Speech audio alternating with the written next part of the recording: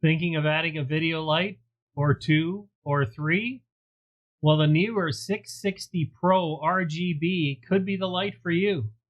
Let's take a look.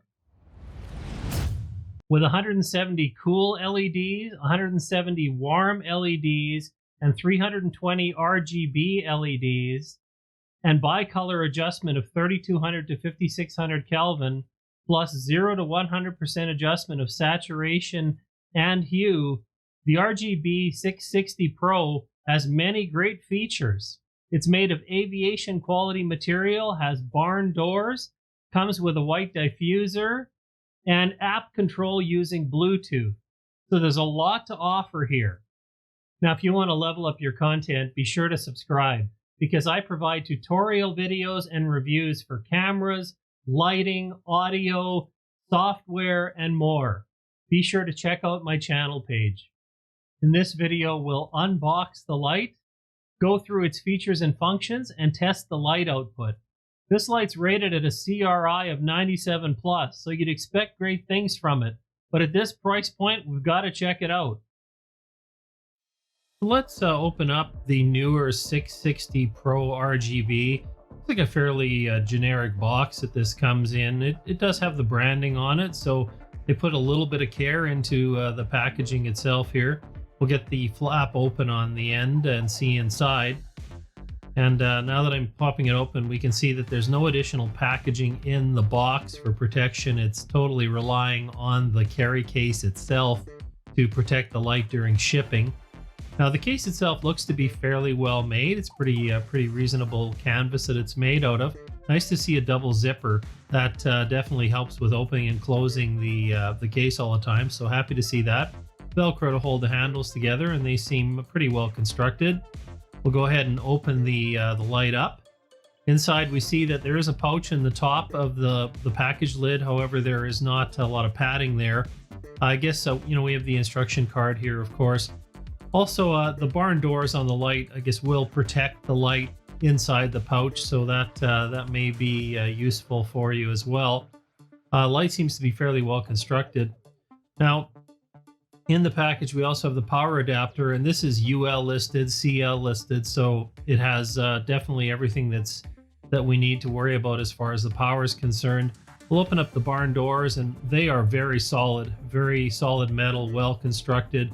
Underneath, we can see a pre-installed diffuser inside the unit. I guess that's removable from the side. Nice solid mounting bracket here, really adjustable. The light itself is metal construction, so really well put together. I also noticed the light will mount to a stand in two directions, so good to see that we have a lot of options for installing this. So overall, a pretty well put together light. So I thought I'd start out by showing you the light with the manual controls on the back, and you really can set all of the functions with the controls on the back, but I am going to use the app as well, and I'll put that up on screen so you can see a little more easily.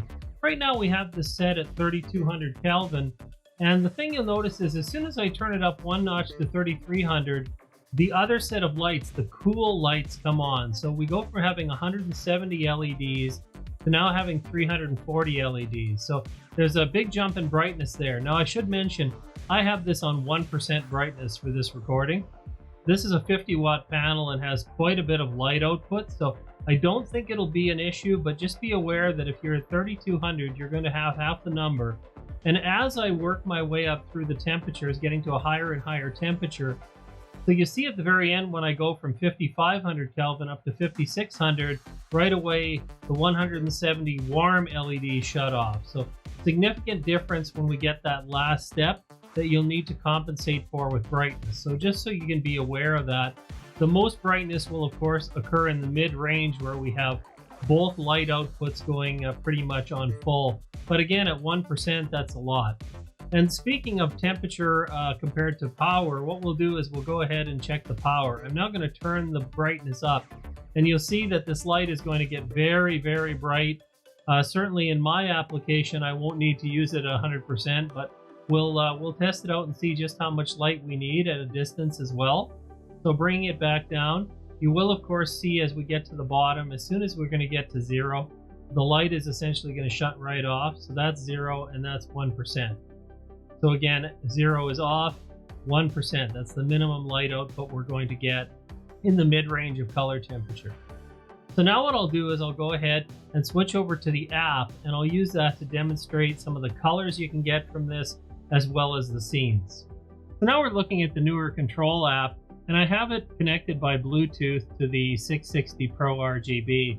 And so right now we're at 4000 Kelvin. I'm going to move the slider, and we'll see that the color temperature is going to change. Once again there, I hit 3200 and the 170 cool bulb shut off. Now as I bring them back up, you'll see that we can adjust the temperature all the way up in the full range until again we hit that 5600. We have the 5500 right away. We have the two sets of lights, then we have only one with that. So again, that's kind of where we're sitting there. The other thing is we have full RGB control. So as I move the slider around, you'll see that the light color is going to change. I'll kind of move it around the outside perimeter here just to kind of go through the different temperatures.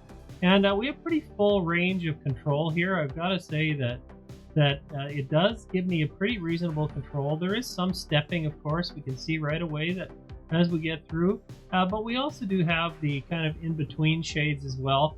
Hard to see with the brightness of this light. It is very bright on the recording here. So I'm not sure how well you'll be able to pick that up.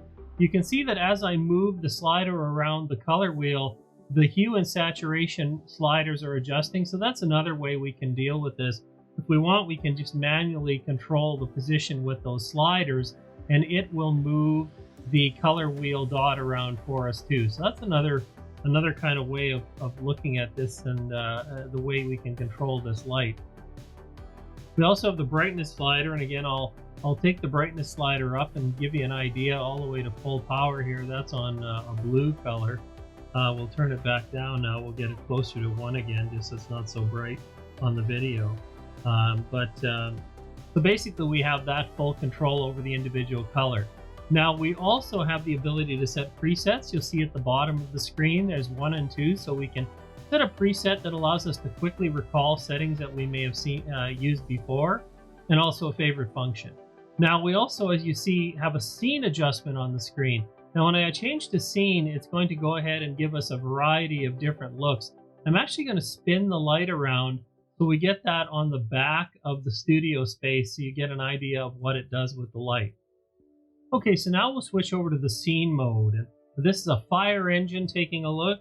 I can also have the ambulance appearance here. There's a squad car as well, so it's going to switch back and forth. Some other controls here. We have a fireworks setting, so it's going to go through a variety of different colors. We have a party setting as well, so just kind of a mixed rainbow effect. There's a candlelight function, so it's just going to give us that flicker in the background. We can also switch over to kind of a static screen, kind of as if we have a static screen on an old-fashioned television in the window. We have also this paparazzi, so basically a lot of camera flashes going off, and then finally lightning effect. So the light gives us a variety of choices here. I'm going to go ahead and switch back to the standard adjust mode. So as you can see, there's a lot of functions built right into this light, and the remote control from the app is very responsive. No issues with that. Now the light also does come with a diffuser that we can slide in front that'll kind of soften the look of the light a little bit. So we'll go ahead and slide that in.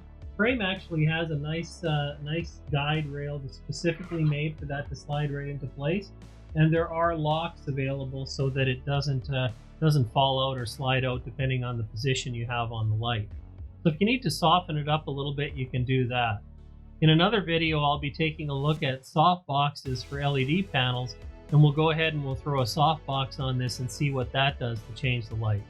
So as you can see, the Neewer 660 Pro RGB has a lot of great features built in, can really help you with some creativity. And considering that the mounting bracket has this nice U-shaped swivel that we can install on a standard light stand, it really gives us the option to mount this however we like, whatever works best for our studio environment. Remember to subscribe and check back for my softbox video, and also more reviews with cameras, microphones, audio interfaces, software, and more. I hope you enjoyed this video and found it helpful. And as always, thanks for watching, and we'll see you next time.